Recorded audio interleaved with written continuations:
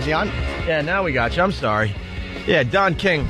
Opie and Anthony. Hi. A weekday, 6 a.m. and keeps going on and on and on and on. Oh, believe me.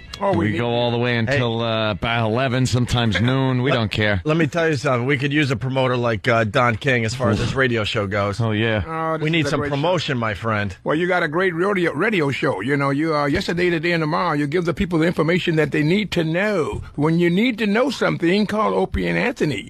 They will give it to you like it is. Now, you got a fight coming up at the Garden.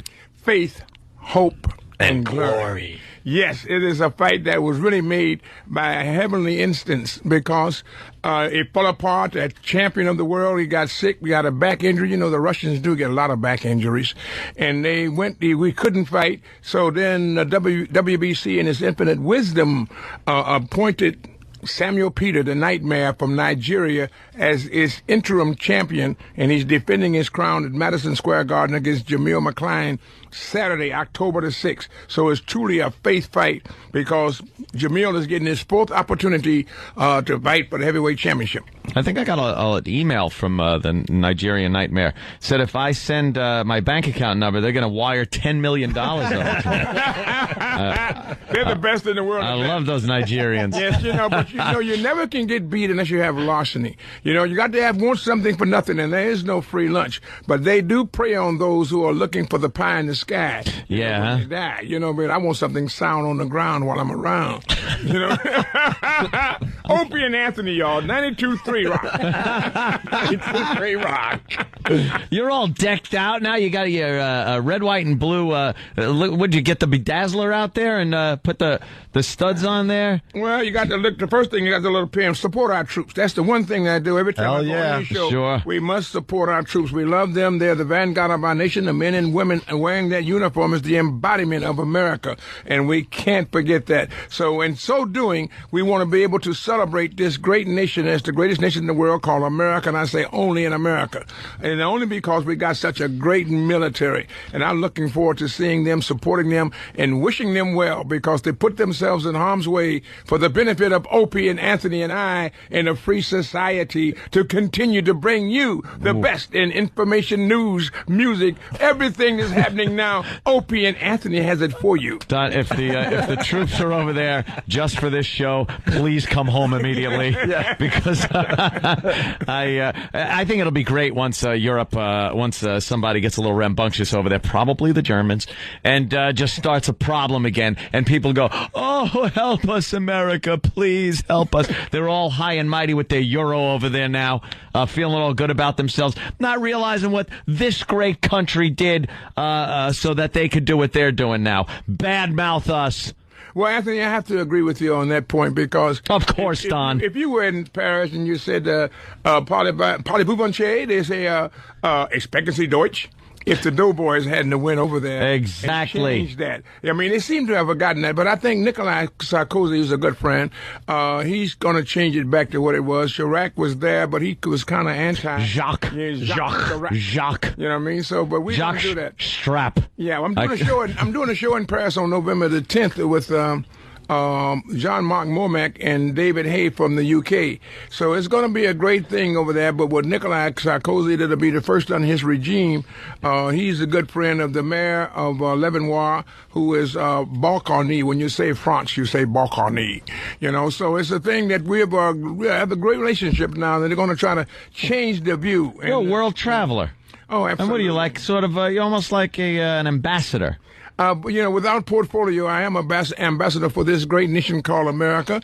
And as you were saying earlier, many people don't realize, or appreciate what America truly does. You know what I mean? So they look at us as Yankee imperialists. You know what I mean? They look at us as going to be the bully, but they got to understand we're fighting for the freedom that they enjoy. And democracy is very different. And around the world, people wish for what we have. You know what I mean? We're just about die for it. We take it for granted, so we shouldn't do that anymore. And it's easy for you to fly to another country country and meet somebody because all you got to do is stick your head out the plane window to do your hair. Oh, Anthony. Oh, you did a hair joke. Oh, I had to do a Don King hair joke. Yes. Oh, that's Why? Yes, Because he's got the most recognizable hairdo. Oh, Don, I apologize for that. Oh, Opie, let him roll with it. I had to, Yes, dude. you did, And Anthony. punt. And Yes. punt. What do I know? Don's amazing.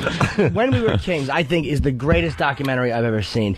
And to take what you did was to take money and go to Ali, where you went to Foreman, and you got both signatures, and then you went to a dictator and got him to put the money up. I mean, how? None of those things. The Rumble in the Jungle? Yes. Yes, the Rumble in the Jungle. That was it. 74 and Zaire, right? This is a fight that I put together. I got one that's the ilk of that is coming up in January here in New York at Madison Square Garden also, and that's Roy Jones Jr. and Tito Trinidad. Viva Puerto Rico. And that's going to be one of the kind of fights that where the fighters want to fight the two icons. They don't need it, either one. But they decided for the public's sake, they didn't meet when they was at the peak of their career. But now that they're icon, tried, true, tested, and established fighters, legendary in nature, they're going to meet each other here in a pound-for-pound fight, that will be at 170 pounds at a catch weight. And it's just going to be a tremendous evening of boxing because I liken it to that Rumble in the Jungle with Muhammad Ali and George Foreman. Oh, he's bringing it back around. I got So scared. it's really coming right back. Went after off-road on 30-some us years. there. Does it annoy you when Foreman complains? Because Foreman complains about the ropes. Foreman says that the ropes were made loose for Ali to kind of go back. And that's something he said in his book. He complained a little. Did you respond to that and just say it was just... Well, I don't know. All I know is that the rope-a-dope was created then. And Foreman punched himself out, whether the ropes was out, in, or whatever. He was swinging, and he's swinging at Muhammad Ali. And then when he got tired, Muhammad Ali took advantage of that situation. But I love George Foreman. George Foreman is one of the greatest guys in the world. He used to be an iconoclastic, radical type of individual.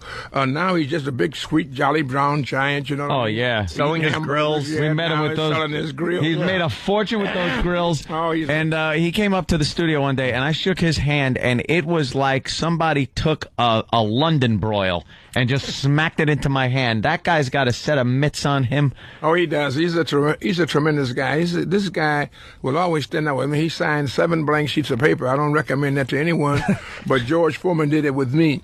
And he had a lawyer named Steve Baumser, and we went to San Francisco and filled in all the papers on those signatures. You know what I mean? And we called him up and read it to him, and he lived up to every bit of it. So George Foreman, I applaud you. You're a man's man. You're a great Stand-up guy. Great American, George Foreman. Don, who's the greatest fighter of all time? Well, I'd have to say in my time would be, I didn't have him, but he was great, Sugar Ray Robinson. But for me, in the time that I was involved in, it would be Muhammad Ali. Muhammad Ali was just a fantastic individual. He tried to emulate and imitate Ray Robinson, as a heavyweight, and Ray was a middleweight. So Ali was one of the fastest guys out there with the agility, the dexterity, the lateral movement, the capability of punching going forward or backward.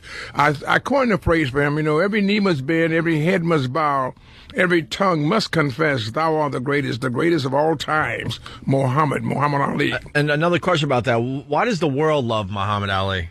Well, he wasn't always loved. He was always scoring, at first, maybe because... yeah, that's what I'm getting at. He turned all that around, and it's nothing but love wherever he goes now. That's the truth. But, basically people stand up, I think as Abraham Lincoln said, one, if you're right, is a majority.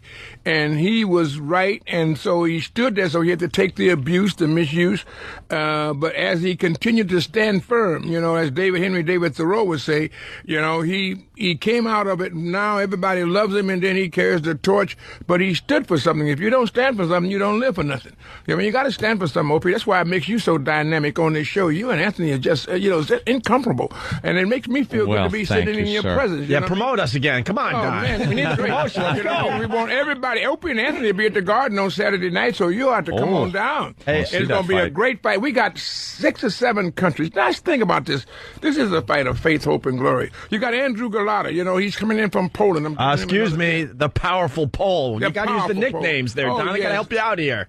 Help me, Opie. The powerful Pole, Galata. He's taking on the Irish kid. I was at the Irish pub yesterday. It was just so fabulous. They were all singing songs. You know, the Irish like to sing songs and have the little cups. You have a little nip. Yeah, every now and then. Every now and again, sure. You know what I mean? And it was just so great. And we had a beef pie, and it was unbelievable. It was the owner's mother's recipe. It was a tremendous, deliciously. Oh, I think about it now with real gusto.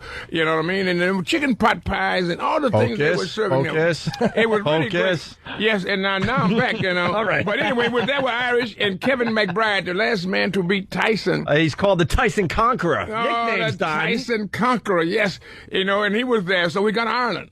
Then we got Australia with the Kelly Meehan, the Thunder from Down Under. You know, he's taking on DeVarrell Williams, the Colorado kid. You know what I mean? So you got all of these countries going in there, and from Australia, Ireland, a Nigerian Nightmare with. And where's the Colorado kid from?